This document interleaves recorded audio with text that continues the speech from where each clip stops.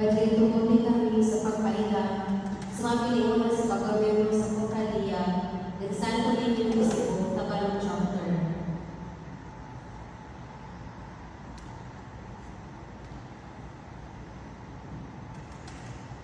Atin Pumuso, Anamali Uy, Enrica Uy, and Erwin Uy.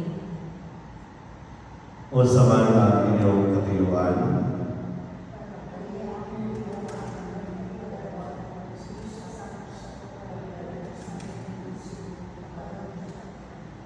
isa ninyo na puyan ang kinabuhi isip sa Katoliko, iyon man isangyaw ang pagkamatigdanon sa Batanang Balawan sa Pagkalian sa Katoliko Cebu.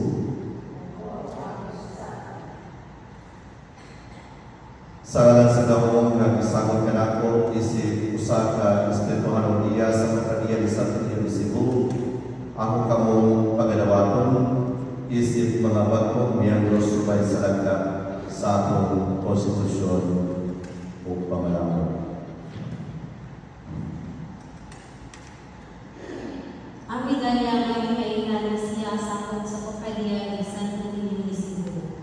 Ang pagsulong hindi magkawulugan sa kalahiusa sa mga opisyalis at mga sakop niya gikan sa nasyonal na Pocalía sa Cebu hangtod sa mga nagkalalaing mga sama sa libuong nasod.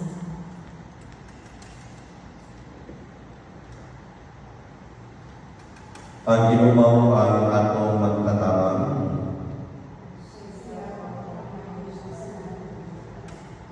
ang inuman na kanilyo.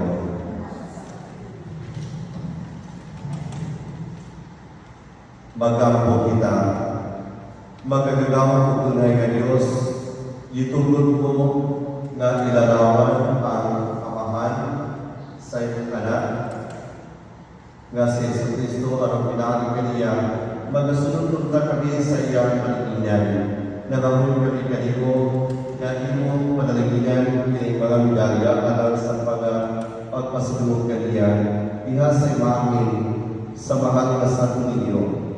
Hinua kami, papausan kami magkalagan sa iyong anak, at makaamit kami sa iyong grasya sa kinabuhidayon. Kini ang pangalan